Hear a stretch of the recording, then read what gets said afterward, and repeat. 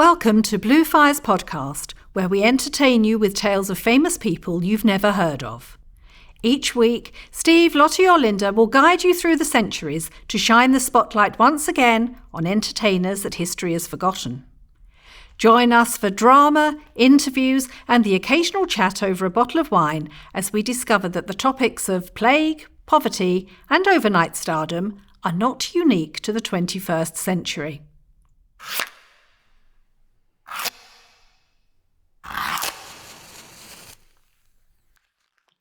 I'm Lottie Walker, but I spend a lot of my time being Nelly Power. Nelly was a huge star of Victorian music hall, but is not remembered in the same way as other stars of the era, such as Vesta Tilley, Lottie Collins and Marie Lloyd. So for the last few years, it has been my mission to right this wrong and see Nelly recognised for the great talent she was. As part of this rejuvenation, Nelly is the subject of my solo show, Marie Lloyd Stole My Life by Leppink. Later in today's podcast, there's the opportunity to hear from JJ and the rest of the team who created the show, which debuted at the Edinburgh Festival Fringe in 2019. But before that, here's a brief synopsis of Nelly's life, which was every bit as dramatic offstage as it was on. Mary Nelly Power was born Ellen Maria Lingham, or Langham, records of the time can't seem to agree on the spelling, in London in 1854. Her father died shortly before she was born, and she was brought up by her mother, who introduced her to relatives in Southampton who ran Gordon's Dance School and Music Hall. And it was here at Gordon's Music Hall that Nelly, taking her mother's maiden name of Power, made her debut at the age of 8. Nelly was a natural comedienne and mimic, and she made her name as a male impersonator. Those early days saw her mimic the act of the great George Leyburn, Champagne Charlie himself. And at the age of only 9, she was on the programme for the opening night of the famous Collins Music Hall in Islington. By the time she was 14, she was a regular on the music hall circuit and gradually increased her profile until in 1870 she appeared at the Canterbury Hall in London in the four-leaf shamrock and was such a huge star by that time that not only was she the only named act to appear on the show's posters, but those posters specifically stated that during her engagement, ticket prices would not rise. Nelly was a burlesque act. In her day, this was a slightly different thing from today, but it did still involve tights, sequins, sparkle, and lots of fringing as she performed her male impersonation act whilst making the most of her femininity. She appeared in pantomime as Principal Boy many times, notably as Captain Tralala in Sinbad the Sailor at Drury Lane, where none other than an up-and-coming Vesta Tilley was her understudy. According to Vesta, this was the only time I played second fiddle to anyone.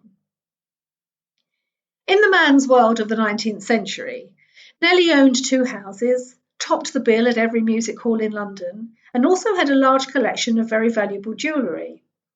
And as if being a successful businesswoman and property owner in those days wasn't daring enough, she was also responsible for diving into the sea at Southend to save a woman from drowning. Nelly was definitely no shrinking violet. Her love life, sadly, did not mirror her successful stage career. She married Roland Israel Barnett, known as Israel, when she was only 20. Within a year, he walked out on her, allegedly taking that collection of jewels with him. In Nelly's divorce petition, she stated that he'd left her with nothing but debt and venereal disease, and had even tried to force her into prostitution to pay off his debts. It's telling that not only did Nelly apply for a protection order against Israel, he also applied for one against her. She faded from the scene for a while due to ill health, but ever the survivor, by 1885 she'd returned to playing shows in several halls a night. The song that was supposed to signal her big comeback was written by Nelly's agent, the composer George Ware, especially for and with help from Nelly. It was The Boy I Love Is Up in the Gallery, and quite a departure for Miss Power, as it was performed in feminine attire. However, another young up-and-coming performer, called Marie Lloyd, took a fancy to the song, and what with George Ware also being her agent, well, the rest is history. Nelly died of pleurisy in 1887. She was just 32, and she died penniless. Some 3,000 people lined the streets of Islington to watch her funeral procession travel to Abney Park Cemetery. But there was no money to pay for the funeral. And although a collection amongst the public was taken up to cover the costs of the undertaker, George Ware was later sued for £18, 19 shillings and sixpence, as the full costs of the funeral had not been met. Nelly's star did not burn long, but it certainly burned bright. If I were a duchess and I had a lot of money, I'd give it to the boy who's gonna marry me. But I haven't got a penny, so we'll live on love and kisses and be just as happy as the birds in the tree. Starring Nelly Power.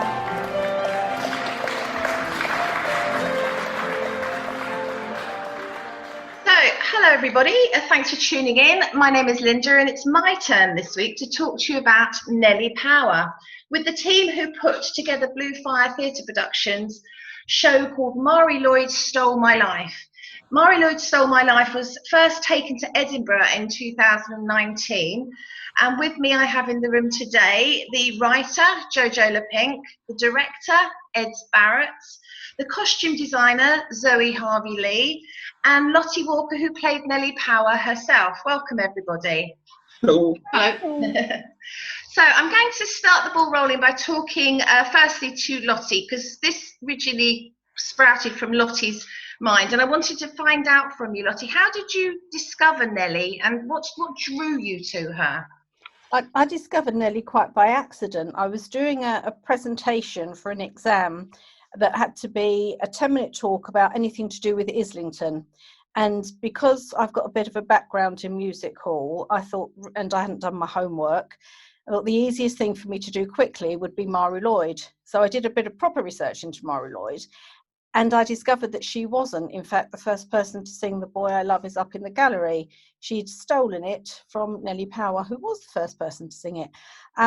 And I thought that was the more interesting story, that everyone knows the song and nobody knows Nelly. So the rest is history, I think.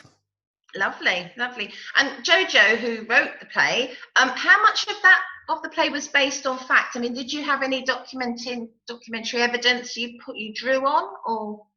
So when we started, I think when Lottie came to me with the idea, there was only 2 or 3 bits of evidence, so to speak, that this woman even existed. So we've got the blue plaque.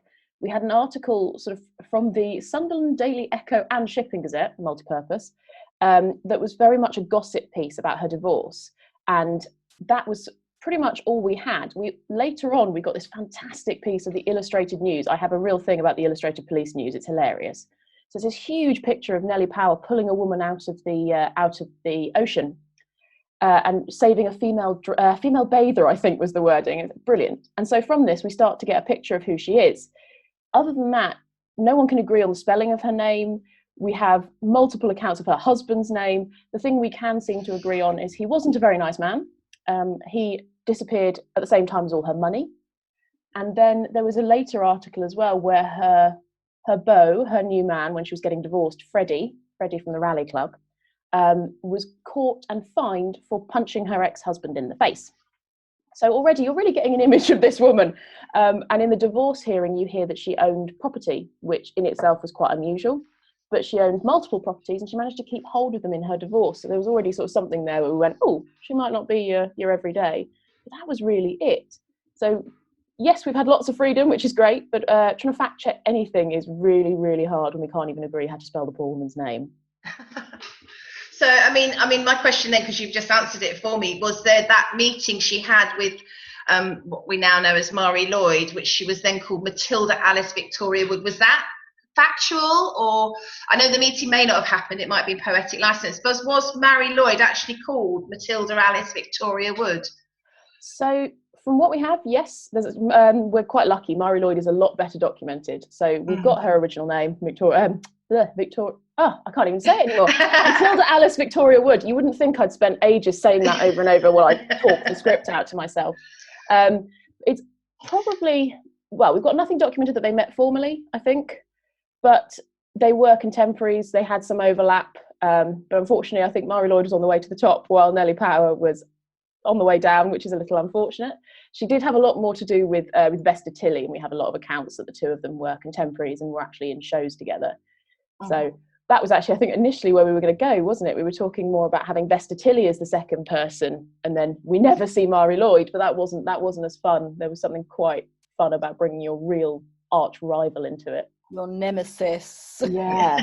And you know, there's a nice little bit of anecdotal stuff that says that people came to Nelly when Marie Lloyd first sang the song and told her, and they were all outraged, and they said, what are you going to do about it? And Nelly, whether or not she was just a nice person, or she realised she was, when she was beaten, or she was drunk or what, just said, oh, let her have it, which I think is rather sweet. So, I mean, we talked about her significant moment when she pulled someone out of the river? See? What? Yeah, the sea. Out of the sea. Wow. Went for it, yeah. Wow, what a brave lady. Talking of brave ladies, I'll bring you in, Eds, on this one. Did you class, or would you class her as a feminist ahead of her time? Because the play says she was, you know, didn't earn her own money, that kind of thing. What do you think? Well, firstly, I think it's fabulous that you asked the only man in the room that question. I did like that you went strong women, Eds. Yeah, it's all good. It works for me. It's not I wasn't going to say. I think if she lived now, you would class her as a feminist. I think at the time it was a very different world. So feminism didn't exist. I think if she was around when the suffrage movement grew and developed, I think she would have joined in. What I would say is I think she was probably at the time, she was probably a very canny businesswoman because she played men at their own game. So she had property in her name, which was very unusual for the time. And through her divorce, she managed to keep the property. I think, if my memory serves me, there was some discussion about the fact that she clocked her husband and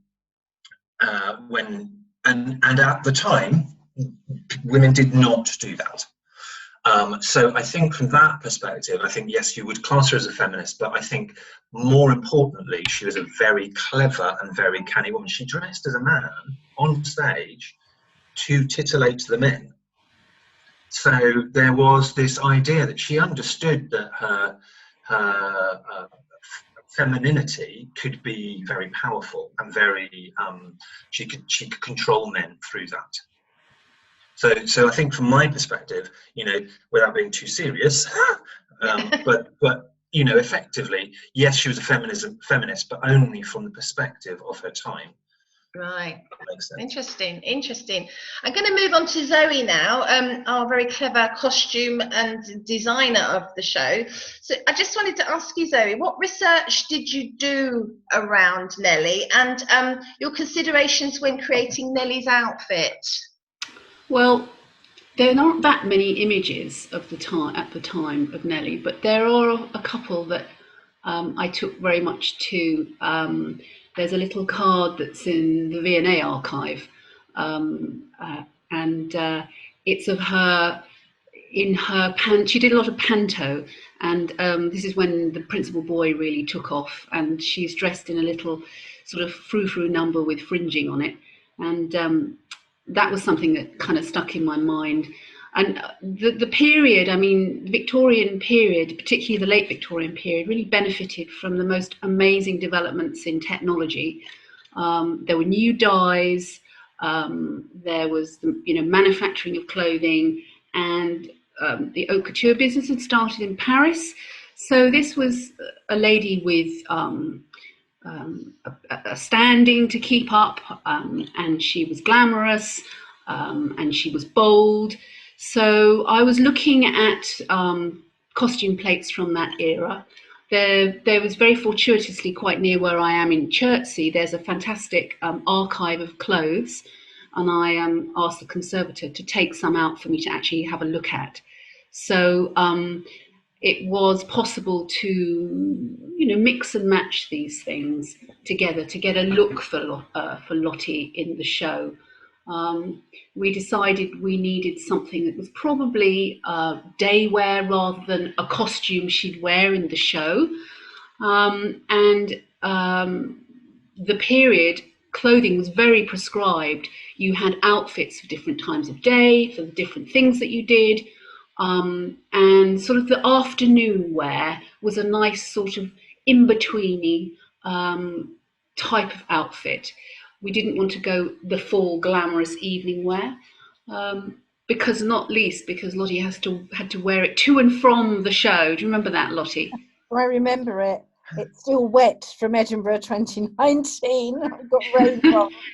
But that was fantastic. Yeah, it was great. So that was the kind of background that we did, and that was very interesting. And I think the whole thing about women and empowerment through their dress, whether it be dressing as a man or dressing in day wear, it's socially fascinating. Do you know what made me laugh was every time Zoe would come round to do a fitting, there was an extra bit of costume. And it was like, what is coming next? There was a bustle, and there was a sash, and there was a belt, and the kitchen sink is coming next, and the bustle got bigger and bigger, and I was sure it wasn't my bottom, it was actually the bustle. But it was an interesting time. Yes, there's a lovely quote I found in something suggesting that at the period in the mid 1880s, a bustle was something you could probably balance a tea tray on. It was so pronounced and very much at a right angle. Yeah, we had fun trying to get that balance between authenticity and wearability, didn't we, Lottie? We did because I had to walk to and from the venue in Edinburgh. Very often I would come home via the pub to do publicity, you understand, not to have a drink. Of course. Yeah. Comfortable and sit down and whatever. It was, my heart went out to those Victorian ladies, actually, because without all the underwear, thankfully Zoe didn't give me all the underwear and the stays and everything, it's still not that comfortable. It's all still stiff and starched and very rigid. I was going to say, actually, making a costume for the Fringe, I hadn't even thought about it, but it's almost like an entirely separate skill set, because this thing has to last the whole of your run. It has to be, like you say, comfortable enough that you're doing the whole day in it, but also you've got to be able to wash it in the sink occasionally, otherwise you're going to pong, because we all know how the Fringe goes and how long that goes on. So that really is, I mean, maybe we should start converting the bustle to storage. I don't know. Yes, I mean, the idea that when Lottie told me, oh, and by the way, there's no dressing room, that kind of blew my mind when trying to think what to dress you in. But it worked very well. I mean, certainly in the context of Edinburgh, you know, the more one can advertise one's show on the street, the better. So and the more outstanding the costume, the more eyes are drawn to it. I know when I'm just going up to Edinburgh, I'm always captivated by people that really put on costumes, you know, then come up to you in their normal day wear and try and sell you a show. So it's definitely something that captures your imagination, and it was a fantastic, and still is. It's still going, isn't it, Lottie? The costume is. And we took her out on the streets of Islington last year for the Christmas lights lighting up parade, which was really nice. Nelly went home to Islington. Brilliant. Oh, I like to imagine you've been wearing it in lockdown as well. So if we were just to sort of come by and knock on the door, you'd be in the full costume, and it's just what you've been doing every day. Funny you should say that. So I'm just sort of coming to a question to all of you, really. I think Ed sort of mentioned it about what he thought Nelly would be in this day and age.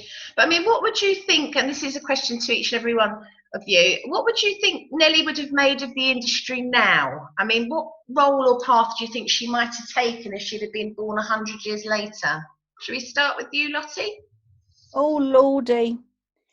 Do you know, I don't know. If you were asking me this question of Marie Lloyd, I would say she'd be all over social media, and she'd be in Strictly, and she'd be in the I'm a Celebrity and all of that stuff. I'm not so sure about Nelly. I think she'd probably I'm just trying to liken her to someone who's been really big in showbiz and then become businesswoman, perhaps a Sharon Osbourne type or something like that. She might well have gone into the business side of things and started producing and whatever. What about Yeah, you, Jojo? I agree. Yeah, I think she would have been some sort of entrepreneur, quite possibly in property. She may have started life, yes, as an entertainer, but then discovered that actually the power is in the pennies, and moved out.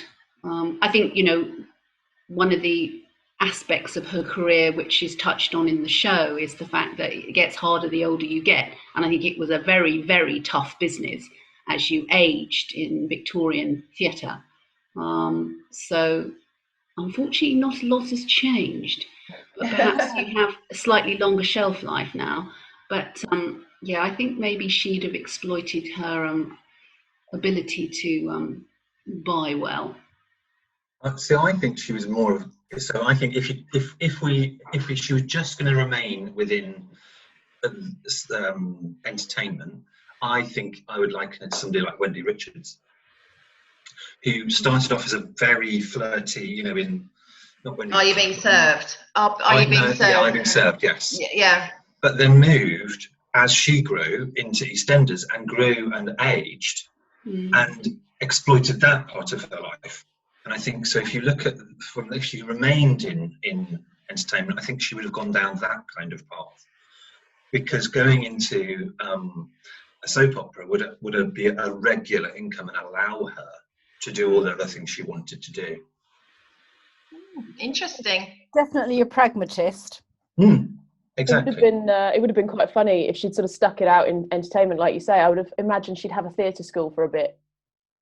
Maybe nothing, you know, maybe nothing too glamorous, but Sunday afternoon teach the kids kind of thing. Yeah, she'd probably be at the forefront of one of these, you know, save this venue kind of campaign that's going, and playing the small ones because she claims she likes them more, but maybe because she can't book the big ones. Yeah, the big ones.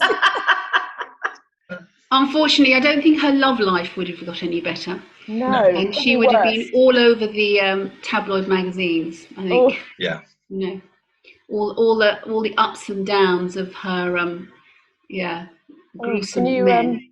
Can you imagine Nelly on Tinder? That'd be awful, wouldn't it? That's too horrible to think about. It really is. You and know, just thinking of all the magazines, and she's not going to have been in Hello, is she? No. Well, maybe the bottom of the last page and the sort of "Where Are They Now" wrap up.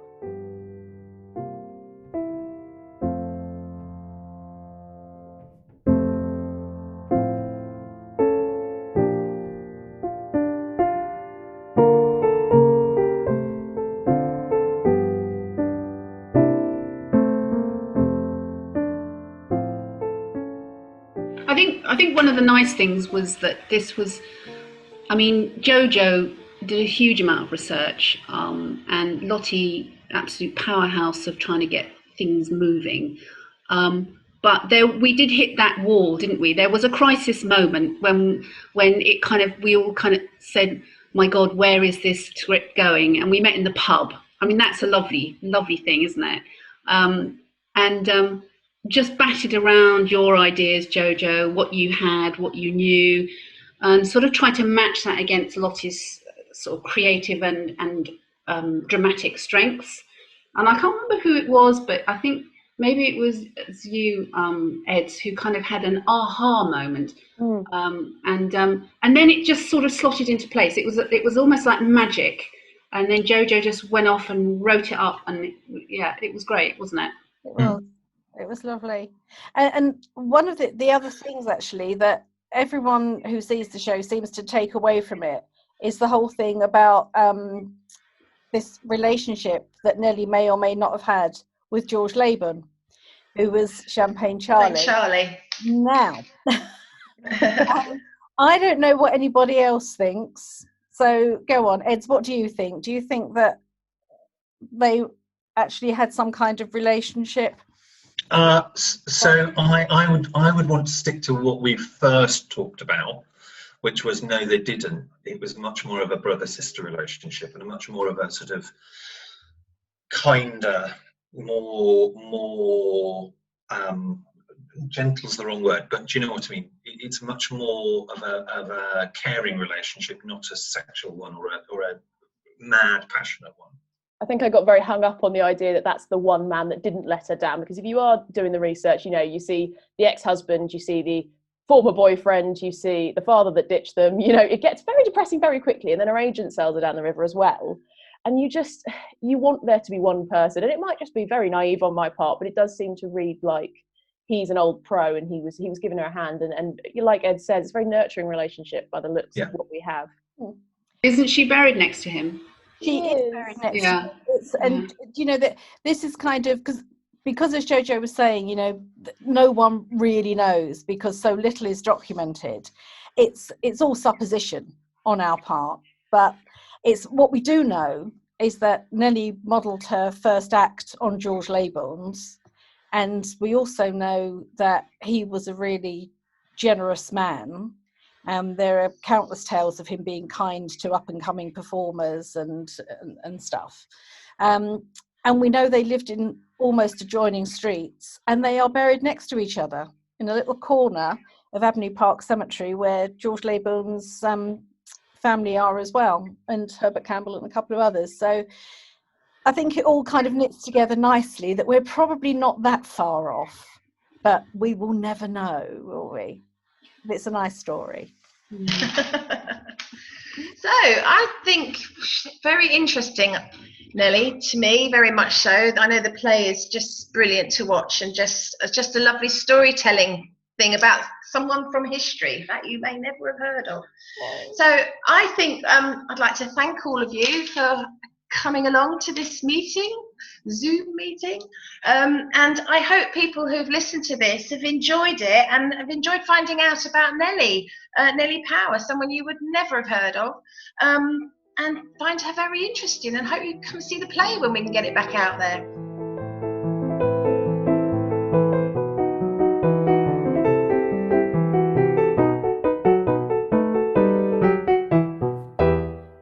Okay, so Lottie and I have stayed here in the room.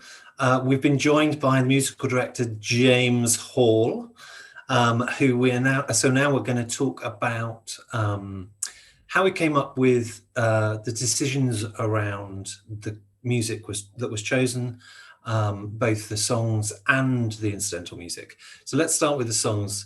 So Lottie, you first thought about the songs as you were thinking about this. So what was your first thoughts around it? Well, my first thought was we couldn't do this show without doing The Boy I Love Is Up in the Gallery, which is, I think, fair comment. And the other thought was I wanted people to be able to engage with the show. And there are lots of music hall aficionados out there, but there are also people who would have just come in off the street, certainly at the Edinburgh Fringe, and not had a clue. So the idea of giving them something that was a tune that they recognised was really important. And so the show actually finishes with The Boy in the Gallery. It does. So what other songs were your favourites that you chose to do that? And James, what was your thoughts around those songs? Well, I really wanted to have a Marie Lloyd song in there as well, because after all, we did call the show Marie Lloyd Stole My Life, and it's as much about her as it is about Nelly, to be honest. Mm-hmm. So what I didn't want to do was necessarily have one of the songs that she would have been singing at the same time that Nelly was around, because it would have got messy. So I think we hit upon Don't Dilly Dally on the Way, which was much, much later, 1919, in fact, after the First World War. But it kind of fitted in a little bit with the plot.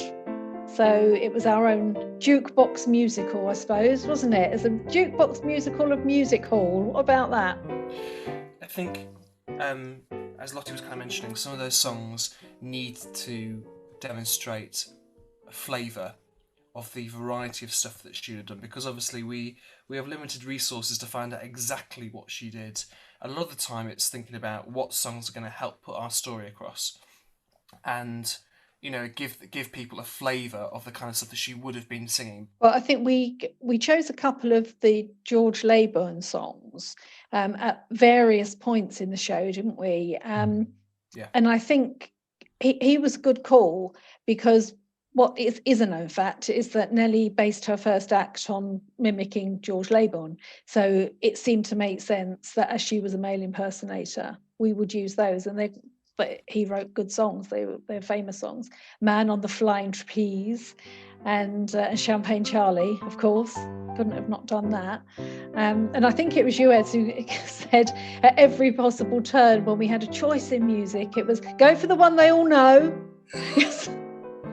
Well, yes. And for me, it's always about what can you get your audience to latch onto, because there's no point. It's lovely to have all those sort of less well-known things in there, but if you've got, as you said, a broader spectrum of audience than just our aficionados, then people will be lost if they don't know at least the tune. And Nelly's own songs, and she did many of them, they're just not known. So we do throw a bit of one of them in, don't we? But one day I'll learn all 10 verses of that, but not this week. And the other thing that we did was, because we make quite a big deal of Vesta Tilley, and this is where the purists all tell us off at the end of the show. They say Vesta Tilley didn't sing Burlington Bertie from Bow, she sang Burlington Bertie, and they're absolutely dead right. But Burlington Bertie from Bow, which was originally sung by Ella Shields, is the one that everybody remembers being done at the good old days. Yeah. And Julie Andrews singing in movies and things. So, and it's fun to do. So all of those things, especially the bit about it being fun to do, it seemed to make sense to go that route. And you know what? Whatever actually introduces people to this music, I think is a good idea. The thing I really like about what we did with the show is that it adds, it's part of the story. It's part of the storytelling. And it's also a little homage, it's a little kind of nudge towards these people like Vesta Tilley and George Leyburn, who are further people to explore and look at.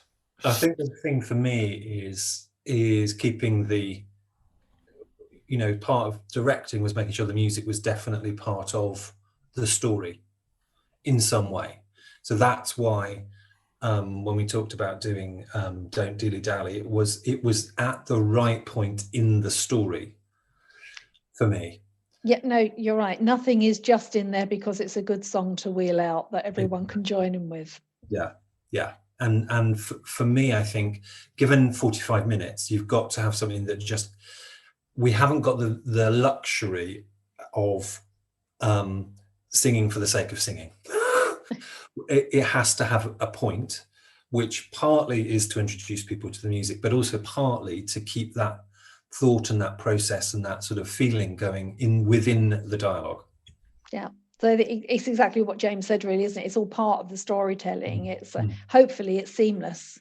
Yeah, and it also kind of keeps you in that world. Yes. It brings you back, and you actually, I love the idea that, it is a one-woman show and we have very little set, but actually the music helps put you into that space without anything else, really. So you feel like you're in the music hall, and you're dipping between being in the auditorium, watching what's on stage, and then going backstage to the dressing room and seeing, what happens next. That's what I really like about it. It's really special. It's a really nice piece of work.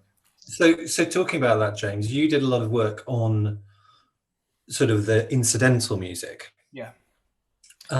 Which we haven't talked much about, because actually those people who are musical and will notice and hear all that stuff, actually there's as much meaning in that as there is in the songs themselves. Yeah. The incidental music is something that I particularly like, because it gives you an opportunity to be clever and try and give clues potentially, but also you get the idea. You also get the opportunity to make a soundscape. Again, like I said, we have very little set, so when we're talking about when these women are going out into the streets to go to these places, the easiest way to do that is to add music. And a lot of the incidental music is actually music hall songs. They're from various periods, so some of them will be after her time, but they have a lovely quality of them. Like we have I Want to Sing an Opera, you know, which musically has a lovely identity to it and fits really well with what's happening in that particular part of the show. And we have little aspects, little flourishes of things like Champagne Charlie, and when Nelly's talking about her marriage with Israel, and the whole thing about being Jewish, throwing in some Jewish music in there, helps set that scene of this lavish wedding that she talks about with the high kicks. It's about, again, just bringing people into that world and building that excitement without having, a whole cast of 18 dancers whirl onto the stage, in the Fringe. It's the thing I love about it is actually it's being creative with very little, and actually when you're put under that strain creatively, I find that actually people do a lot better. That actually working with very little actually can create really interesting things. And there are other pieces in the show. That we've got a piece of Tchaikovsky. We've got Waltz of the Flowers, which would have been music at the time. It would have been quite popular, and so we use that again to highlight this lovely section she talks about. And that bit of the show is probably one of the highlights of her life, isn't it? That particular that bit, because she doesn't have she goes through her fair share of horrible times. So actually having it's that not moment, a happy ending story, James, is it? Come on, No. it's not a bundle of laughs. no. You do want in that particular moment with Freddie, you do want to sympathise with her and be like, actually, this is actually a lovely thing. So having that Waltz of the Flowers in there is, it's about creating that feel and that atmosphere. And music is, I think, one of the best ways, possibly easiest ways to do that as well, as long as the music is chosen carefully and it's played in the right way. So it was definitely a lot of fun exploring what we were going to do, and I'll never forget the session that we had, by the piano, going, how about this? How about this? Yeah. How about this? Yeah, we'll do that bit, but just play it backwards. Let's play it backwards, or let's try it upside down. And just exploring how the dialogue fits with the music, which I think is actually really special and really important, and we don't do it enough in theatre. We don't. Well, I think it is exactly what you were saying. It's going to work in with what you've got, and when what you've got is not very much, you just you make the most of it, don't you? And it's so evocative. Music, smell, and music are the most evocative things. I think also what it does is, from an acting point of view, so you're on stage on your own, and I think any actor, it is always enhanced by the music to add mood, because very often it can be hard to gauge or to show the emotion without it being overly dramatic. And we've got such a small space, such a clear, tiny set, that music not only allows you as an actor to sort of start feeling those emotions, but the audience can sort of immediately engage with it, which I think is missing sometimes from other types of shows. Even if you've not got a musical bent for the show, just to have an underscore can be really helpful and really enhance all those areas. Well, every good movie has a good score, doesn't it? Exactly. Yeah. Absolutely. And very often, you don't notice it at the time, and then listen to the music afterwards and think, oh yeah. And certainly I get quite carried away when I'm doing the show, especially at the Tchaikovsky. I love that. Yeah, I forgot to mention that, and I completely agree with you. As an actor, when you perform, when you have that music, it's so helpful. It really helps you kind of guide you through what you're going to do. I think it also grounds you to a certain extent, from the point of view of sort of, it just allows you to go with it rather than think, am I going with it or not? Because I don't quite know today. Yes. Yeah, and I think especially with live music. Yes. The key thing with live music is that when you've got live musicians, they can respond. And one thing I really do enjoy doing as a musician for our show is that every time I play that show, it's not identical. It's not like a machine. It does, especially those underscores that fit around cue lines to help give them the best kind of landing and embellishment. They do slow up and speed down, and I have thrown in a couple of bars and made up something random in the middle to get myself to that, to that end that we want. Yeah. That to me is really special, rather than just having a recorded piece of music that just sits there in the background, and if it ends before it it should do, then it does, and it kind of loses its meaning a little bit, and its dimension and its depth. Yeah, couldn't agree more. It's like a partnership up there, definitely. It would not be the same without live music, I don't think. Yeah. One day we'll find out, but hopefully not just yet.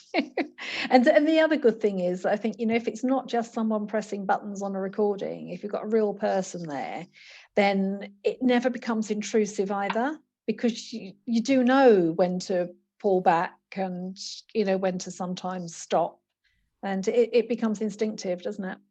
Yeah. But I also think the creative process of deciding how long a piece of music needed to be was really interesting from a director's point of view. Because I remember sitting in your living room, and Lottie and James playing, and we're going, yeah, we love that, and then you're talking over the top, and it's like, oh, actually, if we don't stop it here, it's going to not have the impact we need from the dialogue. So I think just that process of the three of us ensuring the right sound at the right place was probably one of the most sort of, I don't know what's the right word, it certainly made me realize how much enjoyment you can get from just trying to work out those really minor, what seemed to be like for an audience a minor thing, but for us and for when you're in there, realizing how strong and important those are.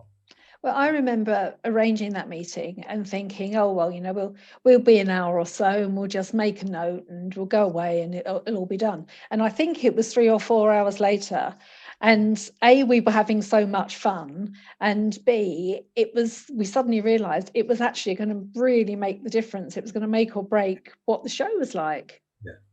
Yeah, it made a huge difference. And of course, what neither of you have mentioned is the fourth person at that meeting, who was Simon the cat, who jumped all over the piano and played rather well.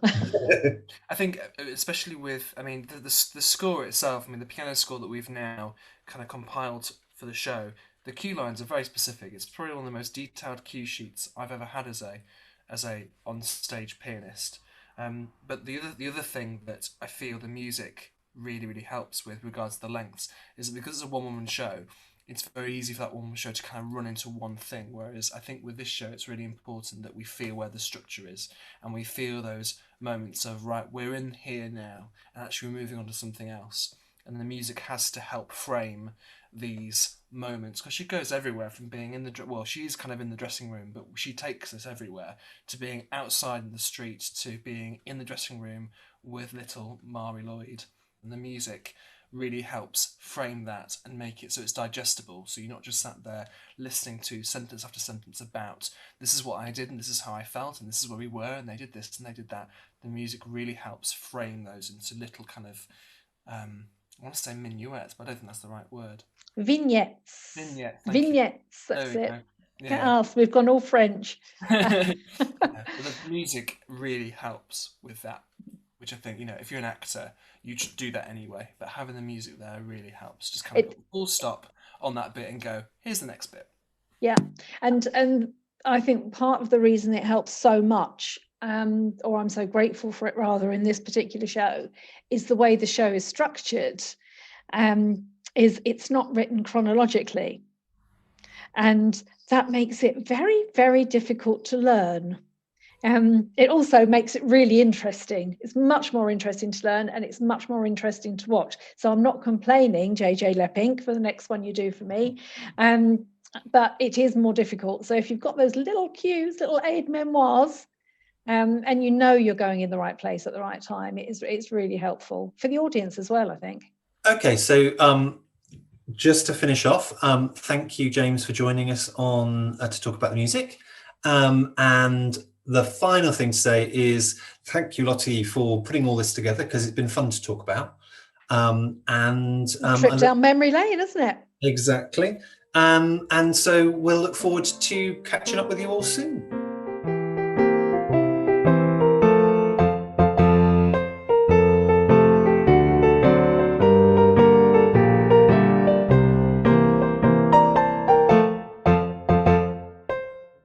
thank you for listening to Famous People You've Never Heard Of. If you've enjoyed the podcast, please rate, review and subscribe so that other people can find us more easily and you'll never miss an episode.